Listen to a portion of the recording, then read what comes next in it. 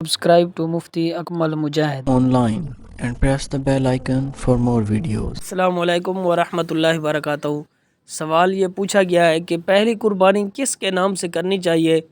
اگر کوئی شخص پہلی قربانی کر رہا ہے کیا وہ اپنے نام سے کر سکتا ہے، یا پھر پہلی قربانی نبی کریم صلی اللہ علیہ وآلہ وسلم کے نام سے کرنی چاہیے، یا پھر اپنے والدین کے نام سے کرنی چاہیے؟ صحیح مسئلہ کیا ہے؟ بہت سارے لوگ یہ مسئلہ نہیں جانتے، حالانکہ قربانی کا یہ بہت ہی اہم مسئلہ ہے، تو اس کے علم کا ہونا بہت ہی ضروری ہے، جاننا اس کا بہت ہی ضروری ہے۔ میں یہاں پر سوال کا جواب عرض کرنے سے قبل ایک چھوٹی چیز یہاں پر بیان کرنا چاہتا ہوں، جیسے آپ کو اس سوال کا جواب آسانی کے ساتھ سمجھ آ جائے گا۔ دیکھیں، قربانی کس پر واجب ہے؟ قربانی ہر اس مسلمان مرد، عورت، بالغ، مقیم پر واجب ہے جو مالک نصاب ہو۔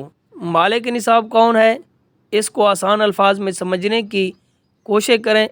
جس کے پاس 52.5 تولے چاندی یا 7.5 تولے سونا ہو، یا 52.5 تولے چاندی کی رقم کے برابر اس کے پاس پیسے ہوں، تو وہ شخص مالک نصاب ہے، یعنی اس کے پاس اتنا مال موجود ہے جو 52.5 تولے چاندی کی قیمت بن جاتی ہے۔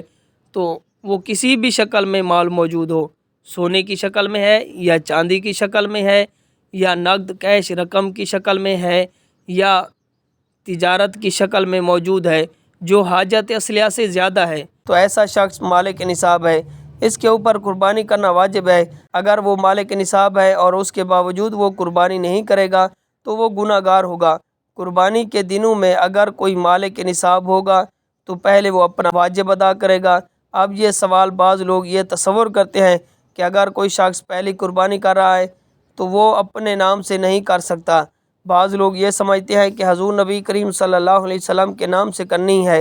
بعض لوگوں کا تصور یہ ہوتا ہے کہ پہلی قربانی ہو یا پھر ہر سال قربانی کرنی ہو، جب تک والدین حیات ہے تو بیٹا اپنی طرف سے قربانی نہیں کر سکتا۔ یہ بالکل غلط ہے، ایسا بالکل نہیں ہے۔ اگر باپ مالک نصاب ہے تو اس کے اوپر قربانی بھی واجب ہے، اگر بیٹا بھی مالک نصاب ہو گیا تو اس کے اوپر بھی قربانی کرنا یہ واجب ہے، ٹھیک ہے؟ نہ کہ اب اگر کوئی شخص پہلی قربانی کر رہا ہے یا پھر ہر سال قربانی کرتا ہے، پہلے وہ اپنا واجب ادا کرے گا۔ اگر اس کے پاس مال ہے، وہ صاحب استطاعت ہے، تو نبی کریم صلی اللہ علیہ وسلم کے نام سے بھی قربانی کرے تو بہت زیادہ اجر و ثواب ہے۔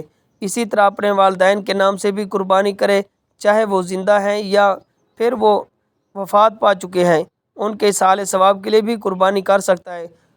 تو خلاصہ کلام یہ ہے کہ پہلی قربانی ہو یا پھر ہر سال آپ قربانی کرتے ہیں، پہلے آپ اپنا واجب ادا کریں، اس کے بعد اگر آپ کے پاس مال زیادہ ہے، صاحب استطاعت ہیں، تو پھر آپ اپنے والدین کی یا حضور کے نام پر بھی آپ قربانی کر سکتے ہیں۔ تو سب سے پہلے آپ نے اپنا واجب ادا کرنا ہے، اس کے بعد آپ نے دوسروں کے نام سے قربانی کرنی ہے۔ یہ نہیں ہے کہ جب تک آپ کے والدین زندہ ہیں تو آپ قربانی نہیں کر سکتے، یا صرف آپ پہلی قربانی حضور کے نام پر کریں، اپنے نام سے نہیں کر سکتے۔ تو اس طرح اسلام میں کوئی تصور نہیں ہے، صرف جو مالک نصاب ہے تو وہ اپنے نام سے قربانی کرے۔ اگر وہ مالک نصاب ہے لیکن اپنے نام سے قربانی نہیں کرتا تو وہ گناہ گار ہوگا۔ امید ہے کہ یہ بات آپ کو سمجھ آ گئی ہوگی۔